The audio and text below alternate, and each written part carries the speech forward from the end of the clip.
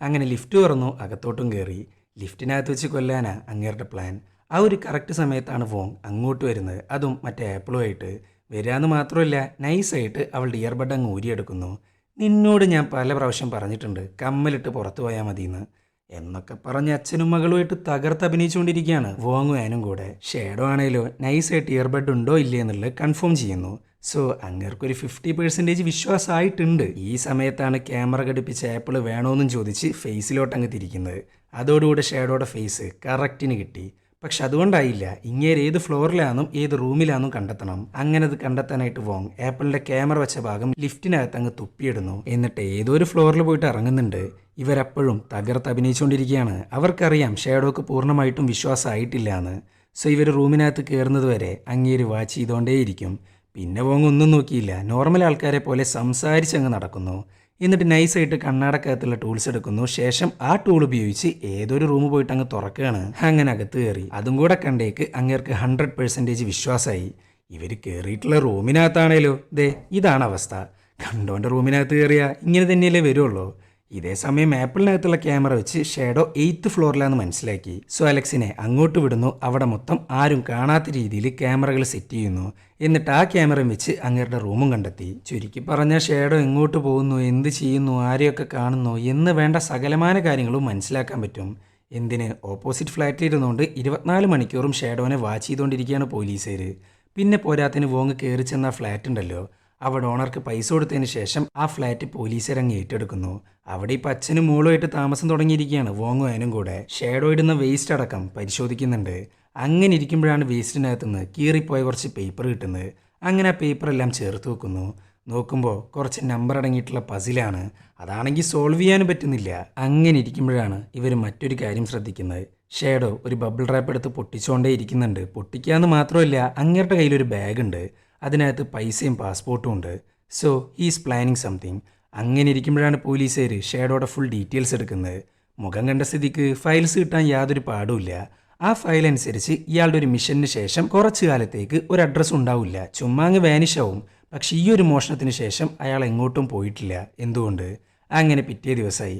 മാർക്കറ്റിലേക്ക് shadow വരുന്നതറിഞ്ഞിട്ട് fruits മേടിക്കാൻ പോവുകയാണ് വോങ്. അങ്ങനെ അങ്ങോട്ടതാ ഷേഡോ വരുന്നു. വരികയെന്ന് മാത്രമല്ല ഇവർ സംസാരിക്കുന്നു. എന്നാൽ സംസാരിക്കുന്ന സമയത്ത് വോങ് പോലും അറിയാണ്ട് അവനെ ചെക്ക് ചെയ്തുകൊണ്ടിരിക്കുകയാണ് ഷേഡോ. അങ്ങേർക്കിപ്പോഴും അത്രയ്ക്ക് അങ്ങോട്ട് വിശ്വാസമായിട്ടില്ല. സോ ബഗ് ഉണ്ടോ വയറുണ്ടോ എന്നൊക്കെ സെർച്ച് ചെയ്തുകൊണ്ടിരിക്കുകയാണ്. ബട്ട് നോ രക്ഷ.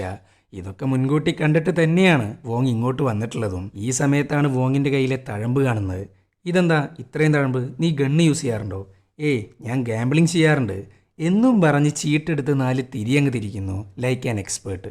സംഭവം കണ്ണുകൊണ്ടാണ് തഴമ്പ്, പക്ഷെ അത് പുറത്ത് പറഞ്ഞു കഴിഞ്ഞാൽ സീനാവുമല്ലോ. അല്ല, നിങ്ങളുടെ ജോലി എന്തായിരുന്നു? ഞാൻ കഴിഞ്ഞ 10 വർഷമായിട്ട് ഷെഫായിരുന്നു, പക്ഷെ ഇപ്പം അതൊക്കെ നിർത്തി. ഇത് കേട്ടേക്ക് ഷേഡോ പറയാണ്, അത് ശരി ഞാനും ഷെഫായിരുന്നു.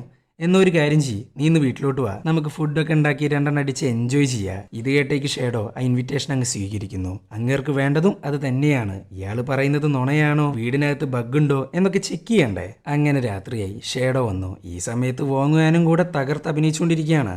ഇതിൻ്റെ ഇടയിൽ ഇങ്ങേരാണേലോ ഫുൾ ചെക്കിങ്ങിലാണ്. ഇതൊക്കെ പോലീസുകാർ വാച്ച് ചെയ്യുന്നുണ്ട് കേട്ടാ. അങ്ങനെ ഇരിക്കുമ്പോഴാണ് ഷേഡോ കിച്ചണിൽ കയറുന്നത്. എന്നാൽ വോങ് യൂസ് ചെയ്യുന്ന കത്തി കണ്ടിട്ട് ഇവൻ ഷെഫാന്ന് അങ്ങേർക്ക് അങ്ങോട്ട് വിശ്വസിക്കാൻ പറ്റുന്നില്ല. എന്നാൽ അതിനുള്ള മാർഗവും വോങ്ങിന്റെ കയ്യിലുണ്ട്. പുള്ളിക്കാരനൊരു ബാഗ് അങ്ങ് എടുക്കുന്നു. അതിനകത്തുണ്ട് മാരക കത്തികൾ. അത് മാത്രമല്ല നല്ല കിഡിലൻ ഫുഡാണ് അങ്ങ് ഉണ്ടാക്കി കൊടുക്കുന്നത്. സോ ഷെഫാന്നങ്ങ് പ്രൂവ് ചെയ്ത് കാണിച്ചു. അങ്ങനെ ഈ സമയത്താണ് ഇങ്ങേര് മറ്റൊരു ചോദ്യം ചോദിക്കുന്നത്. അല്ല, നിന്റെ മകളുടെ നെറ്റിയിലായിട്ട് ഒരു മുറിപ്പാട് കണ്ടല്ലോ. ഇതിങ്ങേര് ചോദിക്കുന്ന വേറൊന്നും കൊണ്ടല്ല, അവളുടെ നെറ്റിയിലെ മുറിവിനെ കുറിച്ച് അവൾക്ക് മാത്രമേ അറിയൂ. അതുകൊണ്ട് വോങ് ഒരു കഥ ഉണ്ടാക്കി പറഞ്ഞ അതേ കഥ തന്നെ വേണം ഏനും പറയാൻ, ഇല്ലാന്നുണ്ടെങ്കിൽ കുടുങ്ങിപ്പോവും. അങ്ങനെ വോങ് ഒരു കഥ അങ്ങ് പറഞ്ഞു കൊടുക്കുന്നു. എന്നാൽ ഷേഡോ ആണേലോ ഇതേ ചോദ്യം ആനോടും ചോദിക്കുന്നു. എന്നാൽ അവൾ പറയുന്നതും അതേ സെയിം കഥയാണ്. അതോടുകൂടെ പുള്ളിക്കാരൻ ഏകദേശം വിശ്വാസമായി. അങ്ങനെ ഡിന്നറൊക്കെ തകൃതിയിട്ട് പോകുന്നു. ചിരിച്ച് മറിഞ്ഞുകൊണ്ടിരിക്കുകയാണ് ഷേഡോ. ഇതിൻ്റെ ഇടയിലാണേലോ നൈസായിട്ട് ഷേഡോയുടെ ഫോൺ അങ്ങ് ക്ലോൺ ചെയ്യുന്നു. സോ അയാളുടെ ഫോണിലേക്ക് ഇനി ആര് വിളിച്ചാലും അത് പോലീസുകാർക്ക് അറിയാൻ പറ്റും. അങ്ങനെ ഡിന്നറൊക്കെ കഴിഞ്ഞ് ഷേഡോ തിരിച്ചു പോകുന്നു. അപ്പോഴാണ് ആൻ ഒരു കാര്യം പറയുന്നത്. വോങ് താങ്ക്സ്, എൻ്റെ നെറ്റിയിലെ മുറിവിനെക്കുറിച്ച് എനിക്ക് മാത്രമേ അറിയൂ, എൻ്റെ അമ്മയ്ക്ക് പോലും അറിയില്ല. ഇതിൽ നിന്ന് ഒരു കാര്യം എനിക്ക് മനസ്സിലായി, എൻ്റെ അച്ഛൻ മരിച്ചതിന് ശേഷം നിങ്ങൾ എന്നെ പ്രൊട്ടക്റ്റ് ചെയ്യാറുണ്ടായിരുന്നു എന്ന്. എൻ്റെ സീക്രട്ട് പോലും നിങ്ങൾക്ക് അറിയണമെന്നുണ്ടെങ്കിൽ നിങ്ങൾ അത്രമേൽ എൻ്റെ കൂടെ തന്നെ ഉണ്ടായിട്ടുണ്ട്. താങ്ക്സ് എന്നും പറഞ്ഞ് എന്തോ ഒരു ആവശ്യത്തിന് വേണ്ടി ഏൻ അങ്ങ് പുറത്തേക്ക് പോകുന്നു. ഇതേ സമയം ഷേഡോ ആണേലോ ഷീമാങ്ങിനാണ് വിളിക്കുന്നത്. എന്തായി, അവരുടെ ബാക്ക്ഗ്രൗണ്ട് ചെക്ക് ചെയ്തോ? യെസ്, സേഫാണ്, കുഴപ്പമൊന്നുമില്ല. എങ്ങനെ കുഴപ്പം വരും? വോങ്ങിൻ്റെ ആനിൻ്റെയും ഫുൾ ഡീറ്റെയിൽസേ മാറ്റിയിരിക്കുകയാണ് പോലീസുകാർ. ആര് ബാക്ക്ഗ്രൗണ്ട് പരിശോധിച്ചാലും ഒരു തേങ്ങയും കിട്ടാൻ പോകുന്നില്ല. പക്ഷേ ഇത് ഷീമാങ്ങാണ്. അവൻ ആ പോലീസ് സ്റ്റേഷനിലെ ക്യാമറ മൊത്തത്തിലങ്ങ് ഹാക്ക് ചെയ്യുന്നു. അതിന് സഹായിച്ചിരിക്കുന്നത് എൻ്റെ പോലീസ് ഡിപ്പാർട്ട്മെൻറ്റും. കാരണം ഷേഡോയുടെ ഫോണ് ക്ലോൺ ചെയ്തിട്ടുണ്ടല്ലോ. പോലീസുകാരുടെ വിചാരം അവരിവനെയാണ് ഹാക്ക് ചെയ്യുന്നതെന്നാ. എന്നാൽ അതേ ഫോൺ യൂസ് ചെയ്തിട്ടാണ് പോലീസ് സ്റ്റേഷൻ തന്നെ ഹാക്ക് ചെയ്തിരിക്കുന്നത് ഷീമാങ്. ചുരുക്കി പറഞ്ഞ ആ ഫോൺ അവിടെ എത്താൻ കാരണം തന്നെ ഷീമാങ് ആണ്. It's part of the plan. അത് മാത്രമല്ല, വോങ്ങിൻ്റെ റൂം വാച്ച് ചെയ്യാനായിട്ട് പോലീസിൽ വെച്ചിരിക്കുന്ന ക്യാമറയിൽ ഇപ്പോഴും ഉണ്ട് ആൻ. പക്ഷേ ആനാണെങ്കിൽ യഥാർത്ഥത്തിൽ പുറത്ത് പോയിട്ടുണ്ടല്ലോ. സംഭവം വേറെ ഒന്നുമില്ല, ഷീമാങ് കളിക്കുന്നൊരു കളിയാണ്. പോലീസിൽ വാച്ച് ചെയ്യുന്ന സമയത്ത് അവിടെ ആനുണ്ട്, കാര്യങ്ങളെല്ലാം സേഫാണ് എന്നറിയിക്കാൻ വേണ്ടിയിട്ടാണ്. എന്നാൽ അവിടെ വോങ്ങിനെ കൊല്ലാൻ വേണ്ടി ഷീവോങ് വന്നിട്ടുണ്ട്. സോ വോങ്ങും ആ ഷീവോങ്ങും കൂടെ ഗംഭീര ഫൈറ്റാണ്. ഇവൻ്റെ കയ്യിലാണെങ്കിൽ ഗണ്ണുണ്ട്. പക്ഷെ വോങ് ഒരു വിധത്തിൽ ഫൈറ്റ് ചെയ്ത് പിടിച്ചു വെക്കുന്നു. എന്നാൽ ഈ വക കാര്യങ്ങളെക്കുറിച്ചൊന്നും ഷേഡോനോട് പറയുന്നില്ല കേട്ടാ. ഒരു കുഴപ്പമില്ല, സേഫാണ് എന്നൊക്കെയാണ് അങ്ങേരോട് പറഞ്ഞിട്ടുള്ളത്. ഇവിടെ ഫ്ലാറ്റിനകത്താണെങ്കിൽ ഗംഭീര ഫൈറ്റാണ്. ഈ സമയത്താണ് അലക്സ് മോണിറ്ററിനകത്തായിട്ട് ഒരു ഗ്ലിച്ച് കാണുന്നത്. അത് മാത്രമല്ല, അങ്ങോട്ടതാ സാക്ഷാ ലാൻ വരുന്നു. സോ പോലീസുകാർ ഉറപ്പിച്ചു നടക്കാൻ പാടില്ലാത്ത എന്തോ ഒന്ന് ആ ഫ്ലാറ്റിൽ നടക്കുന്നുണ്ടെന്ന്. സോ എല്ലാവരും കൂടെ അങ്ങോട്ട് പോകുന്നു. ഇതറിഞ്ഞ പാട് ഷീമാങ് ആണേലോ ഷീവോങ്ങിനോട് കാര്യം പറയുന്നു. പിന്നെ അവനൊന്നും നോക്കിയില്ല, ചറ പറന്നാണ് ഷൂട്ട് ചെയ്യുന്നത്. പക്ഷെ ഒരു കാര്യമില്ല, വോങ് എങ്ങനെയൊക്കെയോ രക്ഷപ്പെട്ടു. അങ്ങനെ ഷീവോങ് പോലീസുകാർ വരുന്നതിന് മുമ്പ് അങ്ങ് രക്ഷപ്പെടുന്നു. അങ്ങനെ വോങ് ഷേഡോനെ വാച്ച് ചെയ്യാനാണ് പറയുന്നത്. പക്ഷെ അയാൾക്കാണെങ്കിൽ യാതൊരുവിധ കുഴപ്പമില്ല. വിച്ച് മീൻസ് അയാളുടെ അറിവോടെയല്ല ഈ അറ്റാക്ക് നടന്നിട്ടുള്ളത്. എന്തായാലും ഈ ഒരൊറ്റ കാര്യത്തിൽ നിന്ന് പോലീസുകാർക്ക് ഒരു കാര്യം പിടികിട്ടി. ഷേഡോനെ പോലീസുകാർ വാച്ച് ചെയ്യുന്ന അറിഞ്ഞിട്ടും പിള്ളേരവനെ അറിയിക്കുന്നില്ലെങ്കിൽ അതിനൊരേ ഒരു കാരണം മാത്രമേ ഉള്ളൂ. ഷേഡോ വഴി ചെക്കന്മാരിലേക്ക് പോലീസുകാർ എത്തരുത്. സോ അതിനായിട്ട് വോങ്ങിനെ കൊല്ലാൻ നോക്കുന്നു. അങ്ങനെ ഒരു കൊലപാതകം നടന്ന ഈസിയായിട്ട് ഷേഡോനെ പോലീസുകാർക്ക് അറസ്റ്റ് ചെയ്യാനും പറ്റുമല്ലോ. ചുരുക്കി പറഞ്ഞ ഷേഡോനെ കൊടുക്കാൻ വേണ്ടിയിട്ട് തന്നെയാണ് ചെക്കന്മാർ ഈ കളിയൊക്കെ കളിക്കുന്നത്. അതെന്തിനാന്നും ഏതിനാന്നും നിങ്ങൾക്ക് വഴിയേ മനസ്സിലാവും. അങ്ങനെ ഇരിക്കുമ്പോഴാണ് മറ്റേ ടാക്സിക്കകത്ത് ഷീവോങ് ഷേഡോനെ എങ്ങോട്ടോ കൊണ്ടുപോകുന്നത്. ആ ഒരു തക്കം നോക്കി നൈസായിട്ട് പോലീസുകാർ അങ്ങേരുടെ ഫ്ലാറ്റിൽ കയറുന്നു. ഫുള്ള് സെർച്ച് ചെയ്യുന്നു എന്ന് മാത്രമല്ല, കുറച്ച് പോലീസുകാർ അവരെ ഫോളോ ചെയ്യുന്നു. അങ്ങനെ ഈ സമയത്താണ് ഫ്ലാറ്റിനകത്തുനിന്ന് പിന്നെയും കുറച്ച് ബബിൾ റാപ്പ് കിട്ടുന്നത്. അപ്പോഴാണ് വോങ്ങിന് ഒരു കാര്യം മനസ്സിലാവുന്നത്. ആ നമ്പേഴ്സും ബബിൾ റാപ്പും ബ്രൈൽ ലാംഗ്വേജ് ആണ്. ബ്രൈൽ എന്ന് വെച്ചാൽ കണ്ണ് കാണാത്തവർക്ക് വായിക്കാൻ വേണ്ടിയിട്ടുള്ള ലാംഗ്വേജ്. അങ്ങനെ ഒരു ലാംഗ്വേജ് ആകുമ്പോൾ അത് പക്കാ സീക്രട്ട് ആയിരിക്കും. അങ്ങനെ എല്ലാവർക്കും കണ്ടുപിടിക്കാൻ പറ്റില്ല. അങ്ങനെ വോങ് സ്റ്റേഷൻ്റെ ഫ്രണ്ടിൽ എത്തിയിട്ടുണ്ട്. ആ ഒരു കറക്റ്റ് സമയത്താണ് ഒരു ലോറി വന്ന് ഇവരുടെ കാറങ്ങ് ഇടിച്ച് തെറിപ്പിക്കുന്നത്, അതും സ്റ്റേഷൻ്റെ അകത്തോട്ട്. വണ്ടിയുടെ അപാര സേഫ്റ്റി കാരണം മാത്രം ഇവരെന്തോ ഭാഗ്യത്തിന് രക്ഷപ്പെട്ടു. പക്ഷെ ഡ്രൈവർ മരിച്ചു. ഇതൊക്കെ കണ്ട് പോലീസുകാരാണെങ്കിൽ ഞെട്ടിയിരിക്കുകയാണ്. പക്ഷെ ഞെട്ടലിൻ്റെ അളവ് കൂടാൻ പോകുന്നതേ ഉള്ളൂ. ആ ലോറിക്കകത്ത് ജസ്റ്റ് ഡ്രൈവർ മാത്രമല്ല, വേറെ ഏതോ മാരക ടീമുണ്ട്. അവരിറങ്ങുന്നു, പടപടാന്ന് പൊട്ടിക്കാൻ ആരംഭിക്കുന്നു. ഇഷ്ടം പോലെ പോലീസുകാരെയാണ് അവരങ്ങ് കൊന്നുകളയുന്നത്. ഇതേസമയം മേനാണേലോ അവളെ കൊണ്ട് പറ്റാവുന്ന അത്രയും വില്ലന്മാരെ ഷൂട്ട് ചെയ്ത് കൊല്ലുന്നു. പിന്നെ കൂടെയുള്ളത് വോങ് ആണല്ലോ. അങ്ങനെ വോങ് പറയാണ്, നീ എത്രയും പെട്ടെന്നൊരു ഫോൺ ഒപ്പിക്ക്, എന്നിട്ട് ബ്രെയിൽ ലാംഗ്വേജ് ക്രാക്ക് ചെയ്യാൻ പറ്റുന്ന ആരെങ്കിലും കോൺടാക്ട് ചെയ്യും. അതിനകത്ത് എന്താ എഴുതിയിട്ടുള്ളതെന്ന് നമുക്കറിഞ്ഞേ പറ്റുള്ളൂ. ഇതേസമയം വന്നോമാരാണെങ്കിൽ സ്റ്റേഷൻ 4 ആക്കുന്നുണ്ട്. അങ്ങനെ അവരുടെ കാര്യത്തിലൊരു തീരുമാനമാക്കാൻ വോങ് അങ്ങ് പോകുന്നു. ഇതൊക്കെ കാണുന്ന മേമാണേലോ ബാക്കിയുള്ള പോലീസുകാരോട് സ്റ്റിൽ ഷേഡോനെ ഫോളോ ചെയ്യാനാണ് പറയുന്നത്. അതുമാത്രമല്ല, വലിയൊരു പോലീസ് യൂണിറ്റിനെ ഇങ്ങോട്ട് എത്തിക്കാനും. അങ്ങനെ ഇരിക്കുമ്പോഴാണ് ഷേഡോനെയും കൊണ്ട് ഷീവോങ് അവരുടെ ഓർഫനേജിലെത്തുന്നത്. അവിടെ നടക്കുന്ന കാഴ്ചകൾ കണ്ട് കിളി പോയിട്ട് നിൽക്കുകയാണ് പിന്നാലെ വന്ന പോലീസുകാർ. കാരണം ഷേഡോനെ കൊല്ലാൻ വേണ്ടി കാത്തിരിക്കുകയാണ് 10-100 ഗുണ്ടകൾ. സംഭവം വേറൊന്നുമില്ല, ചതി. ഷേഡോനെ തീർക്കാൻ വേണ്ടി ഷീമാങ്ങും ഷീവോങ്ങും ബാക്കിയുള്ള ചെക്കന്മാരും കൂടെ ഉണ്ടാക്കിയെടുത്തൊരു പ്ലാനാണ്. എന്നാൽ ഷേഡോ അവർ വിചാരിക്കുന്ന പോലത്തെ ഒരാളെയല്ല. ഇങ്ങേര് ജസ്റ്റ് കത്തി കൊണ്ട് വളരെയധികം ബ്രൂട്ടലായിട്ട് എല്ലാവരെയും തീർത്തുകൊണ്ടിരിക്കുകയാണ്. ഏകദേശം 50-100 ആൾക്കാരുണ്ടാവും. അവരെയെല്ലാം ഇങ്ങേര് ജസ്റ്റ് ഒരു കത്തി കൊണ്ടാണ് തീർത്തുകൊണ്ടിരിക്കുന്നത്. ഇതൊക്കെ കണ്ട പിന്നെ കിളി പോവാണ്ടിരിക്കുമോ? ഇതേ സമയം സ്റ്റേഷനിലാണെങ്കിൽ ഫുൾ കറന്റും ക്യാമറയും റേഡിയോ സിസ്റ്റവും എന്ന് വേണ്ട സകലതും കട്ടാവുന്നു. പോലീസുകാർക്ക് അങ്ങോട്ടും ഇങ്ങോട്ടും കോണ്ടാക്ട് ചെയ്യാൻ കൂടെ പറ്റുന്നില്ല. അങ്ങനെ മാം രണ്ടും കൽപ്പിച്ച് റെഡി ആയിട്ടിരിക്കുന്നു. താഴത്ത് വോങ്ങാണെങ്കിൽ എല്ലാത്തിനും ഇട്ട് തീർത്തുകൊണ്ടിരിക്കുകയാണ്. എന്നാൽ അപ്പോഴാണ് മറ്റൊരു കാര്യം റിവീലാവുന്നത്. ഈ വന്നോമാര് യഥാർത്ഥത്തിൽ ക്യാഷും വാങ്ങി പോലീസുകാരെ തീർക്കാനല്ല ഇങ്ങോട്ട് വന്നിരിക്കുന്നത്, വോങ്ങിനെ തീർക്കാനാ. അങ്ങനെ ഇരിക്കുമ്പോഴാണ് ആൻ ഒരു ഫോൺ കണ്ടുപിടിച്ച് അലക്സിനെ വിളിക്കുന്നത്. എന്നിട്ട് കാര്യങ്ങളെല്ലാം പറയുന്നു. അങ്ങനെ ഈ സമയത്താണ് പോലീസുകാരുടെ വലിയൊരു ടീം അങ്ങോട്ട് വരുന്നത്, അതും ഒരു സ്പെഷ്യൽ സ്ക്വാഡ്. അതുകൊണ്ട് മാത്രം അവർ രക്ഷപ്പെട്ടു. മാമാണെങ്കിൽ ആകെ പേടിച്ചിരിക്കുകയാണ്. സ്ക്വാഡിലെ ഓഫീസറാണ് ധൈര്യം കൊടുക്കുന്നത്. ഇതേ സമയം ഷേഡോ ആണെങ്കിൽ മുഴുവൻ ആൾക്കാരെയും തീർത്തു. അങ്ങേർക്ക് മനസ്സിലായി കൊട്ടേഷൻ ഷീമോങ്ങിൻ്റെ എന്ന്. എന്നാൽ അങ്ങേരൊട്ടും പ്രതീക്ഷിക്കാത്തൊരു കാര്യമാണ് അവിടെ അരങ്ങേറുന്നത്. ഷേഡോനെ കൊല്ലാനായിട്ട് ഷീവോങ് വരുന്നു. ഏതെങ്കിലും ഒരു പോയിന്റിൽ ഷാഡോ തന്റെ അനിയനെയും ബാക്കിയുള്ള ചെക്കന്മാരെയും കൊല്ലുമെന്നുള്ളത് ഷീവോങ്ങിന് നല്ല ബോധ്യമുണ്ട്. അത് മാത്രമല്ല ഇവരുടെ ഇടയിൽ ഒരു രീതിയുണ്ട്. ഇൻ കേസ് ചെക്കന്മാരെ പിന്നാലെയാണ് പോലീസുകാർ വരുന്നതെന്നുണ്ടെങ്കിൽ ആ സമയത്ത് ഗ്രൂപ്പിന് ത്രട്ടാവുന്ന ചെക്കന്മാരെ എന്തായാലും ഷാഡോ തീർക്കും. അതേ രീതി തന്നെയാണ് ചെക്കന്മാർ തിരിച്ചും പ്രയോഗിച്ചിട്ടുള്ളത്. പോലീസുകാർ ഷാഡോനെ കണ്ടുപിടിച്ചു. ഇനിയിപ്പോൾ ചെക്കന്മാരാരാന്ന് കണ്ടുപിടിക്കാൻ അവർക്ക് യാതൊരു പ്രയാസം ഉണ്ടാവില്ല. സോ ഒരേ ഒരു ഓപ്ഷൻ മാത്രം, ഇവർക്ക് ഭീഷണിയായ ഫാദറിനെ അങ്ങ് തീർക്കുക. എന്തായാലും ഷീവോങ്ങിനെ കണ്ടിട്ടാകെ കയ്യിന്ന് പോയിട്ടിരിക്കുകയാണ് ഷാഡോ. അങ്ങേർക്ക് അത്രയും വിശ്വാസമായിരുന്നു അവനെ. അങ്ങനെ രണ്ടും കൂടെ ഫൈറ്റ് തുടങ്ങി. പക്ഷെ അറിയാലോ, ഷാഡോനെ തീർക്കാൻ ഷാഡോ തന്നെ വിചാരിക്കണം. അങ്ങനെ ഇവര് രണ്ടും കൂടെ അടിച്ചടിച്ച് താഴോട്ടാണ് പോകുന്നത്. അങ്ങനെ അവിടെ വെച്ച് ഷീവോങ്ങിന്റെ നെഞ്ചത്തോട്ട് കത്തി അങ്ങ് കയറ്റുന്നു. ഈ സമയത്ത് ഷീവോങ് പറയാണ്, ഫാദർ, അടുത്ത ജന്മത്തിൽ നിങ്ങളുടെ യഥാർത്ഥ മകനാവാനാ ഞാൻ പ്രാർത്ഥിക്കുന്നത്. അതൊക്കെ കേട്ട് കരഞ്ഞുകൊണ്ടിരിക്കുകയാണ് ഷാഡോ. ഇതേ സമയം പോലീസുകാരാണെങ്കിൽ വളഞ്ഞിട്ടുണ്ട് കേട്ടാ. ഷീമോങ് ആണേലോ ആകെ ഇല്ലാണ്ടായിട്ടാണ് ഇരിക്കുന്നത്. പിന്നെ പോരാത്തതിന് ഷാഡോനെ കൊന്നു കഴിഞ്ഞാൽ ഈ ഓർഫനേജിനെ നശിപ്പിക്കാനാ ഇവരുടെ പ്ലാൻ. അങ്ങനെ ഷീവോങ് മരിക്കുമെന്ന് ഉറപ്പായപ്പോൾ അങ്ങേര് പൊട്ടിക്കാൻ പറയുന്നു. അപ്പോഴാണ് അതിനകത്തിരിക്കുന്ന ബോംബ് ഷാഡോ അങ്ങ് കാണുന്നത്. ഇവർ നിൽക്കുന്നതാണെങ്കിൽ ഒരു സ്റ്റേജിൻ്റെ മുകളിലാണ്. സോ ഷാഡോ വേഗം തന്നെ അടിയിലോട്ട് ചാടുന്നു, ഒളിച്ചിരിക്കുന്നു. ആ ഒരു കറക്റ്റ് സമയത്താണ് ബോംബ് അങ്ങ് പൊട്ടിക്കുന്നത്. ഇതേ സമയം സ്റ്റേഷനിലാണെങ്കിൽ ആകെ ഡെഡ് ബോഡികളാണ്. അങ്ങനെ ഇരിക്കുമ്പോഴാണ് സ്റ്റേഷൻ ആക്രമിച്ചവരുടെ ഫുൾ ഡീറ്റെയിൽസ് കിട്ടുന്നത്. ഇവർ ഈ കസീനോയിലൊക്കെ VIP-കൾക്ക് വേണ്ടി സെക്യൂരിറ്റി ആവുന്ന ആൾക്കാരാണ്. എന്നാൽ ഡാർക്ക് വെബിലൂടെ മാരക ജോലികളും ഇവർ ഏറ്റെടുക്കാറുണ്ട്. ചുരുക്കി പറഞ്ഞ കൊടും ക്രിമിനൽസ്. അങ്ങനെ ഇരിക്കുമ്പോഴാണ് ബ്രെയിൽ ലാംഗ്വേജിൻ്റെ ഫുൾ ഡീറ്റെയിൽസ് കിട്ടുന്നത്. അതിനകത്തൊരു ലൊക്കേഷനാണ്. ആ ലൊക്കേഷൻ ഈ പോലീസ് സ്റ്റേഷനും. അതുമാത്രമല്ല അതിനകത്ത് വേറൊരു കാര്യം കൂടെയുണ്ട്. Goddard file. 1.5 ബില്യൺ അടങ്ങുന്ന ഗോഡൻ്റെ വോളറ്റ് ഇരിക്കുന്നത് ഈ സ്റ്റേഷനിലെ സെർവറിനകത്താണ്. ഇതെന്താ ഗോഡൻ്റെ ക്രിപ്റ്റോ ഇവിടുത്തെ സെർവറിൽ ഡീക്രിപ്ഷൻ കീയില്ലാത്തതുകൊണ്ട് ഡിജിറ്റൽ എവിഡൻസ് ആയിട്ട് ലൂട്ട് മാറാറുണ്ട്.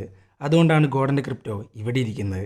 അത് ആക്സസ് ചെയ്യണമെന്നുണ്ടെങ്കിൽ 12 റാൻഡം വേർഡ്സ് അടങ്ങുന്ന ഒരു പാസ്വേഡ് വേണം എന്നും പറഞ്ഞ് വോൾട്ട് അങ്ങ് പോയി വെക്കുന്നു. എന്നാൽ അതിനകത്തൊരു തേങ്ങയില്ല. സോ ഇതായിരുന്നു ഷീമോങ്ങിൻ്റെ ഇത്രയും കാലത്തെ പ്ലാൻ. പോലീസ് സ്റ്റേഷനിൽ കയറിയിട്ട് അത്രയും വലിയൊരു മിഷൻ നടപ്പിലാക്കുക എന്ന് പറയുന്നത് ഒരിക്കലും നടക്കാൻ പോകുന്നില്ല.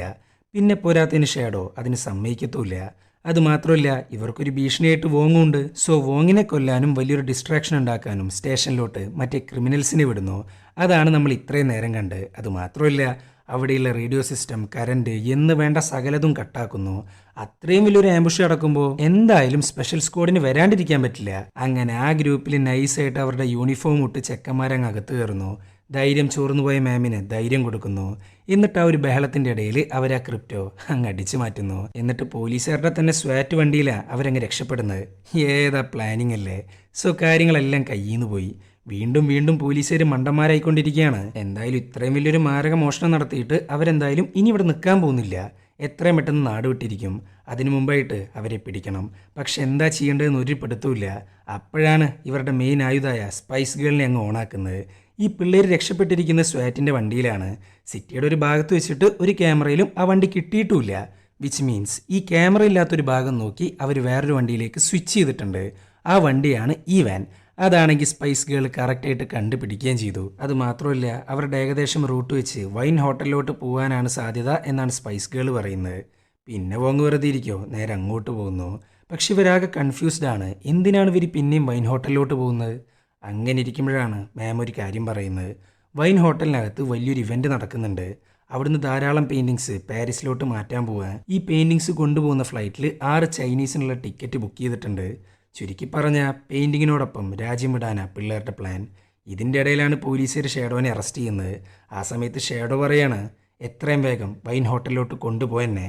അയാൾക്ക് അത്രയും പകയുണ്ട് തന്നെ ചതിച്ചവരോട്. ഇതേ സമയം പിള്ളേരാണെങ്കിൽ വൈനിലെത്തി അവർക്ക് പിന്നാലെ വോങ്ങുവാനും. പിന്നെ അവിടെ ഗംഭീര ഫൈറ്റാണ്.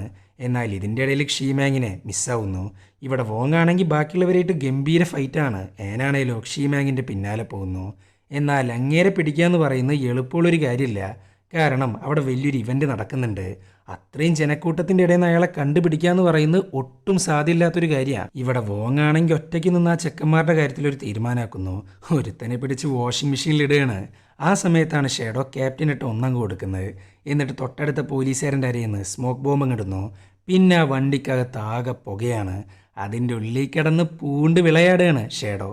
അങ്ങനെ എല്ലാ പോലീസുകാരും അടിച്ചിട്ടതിന് ശേഷം ഷാഡോ അങ്ങ് പുറത്ത് കിടക്കുന്നു ഷീമോങ്ങിനെ കൊല്ലാനായിട്ട്. അങ്ങനെ ഇരിക്കുമ്പോഴാണ് അലക്സ് ഷീമോങ്ങിനെ തിരിച്ചറിയുന്നത്.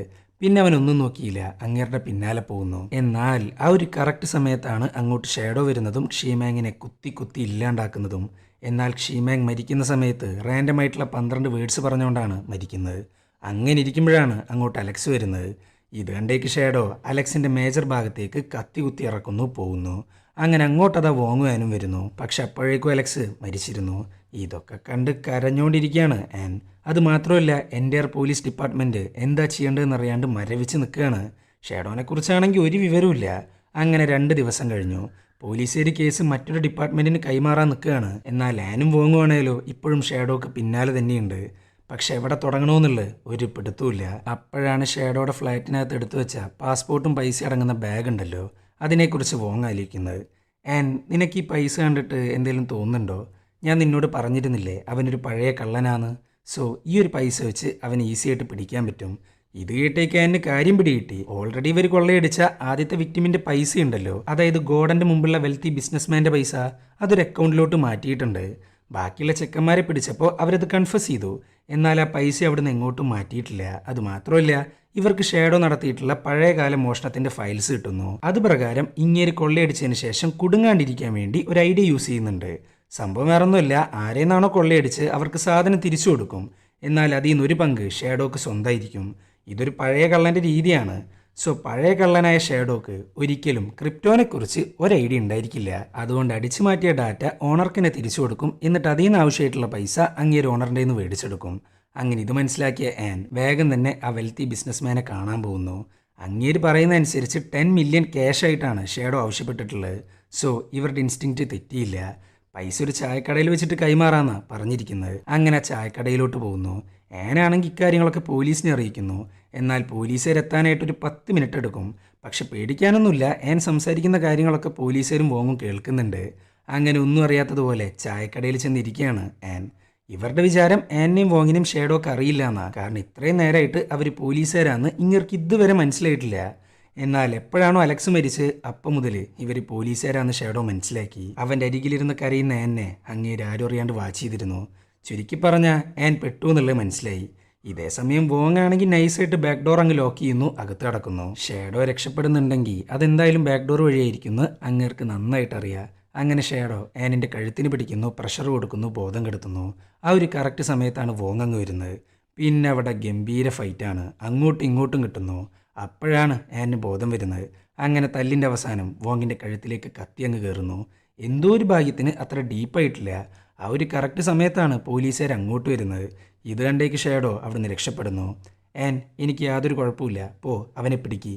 അങ്ങനെ ഷാഡോനെ പിടിക്കാനായിട്ട് ആൻ അങ്ങ് ഒറ്റയ്ക്ക് ഇറങ്ങിത്തിരിക്കുന്നു.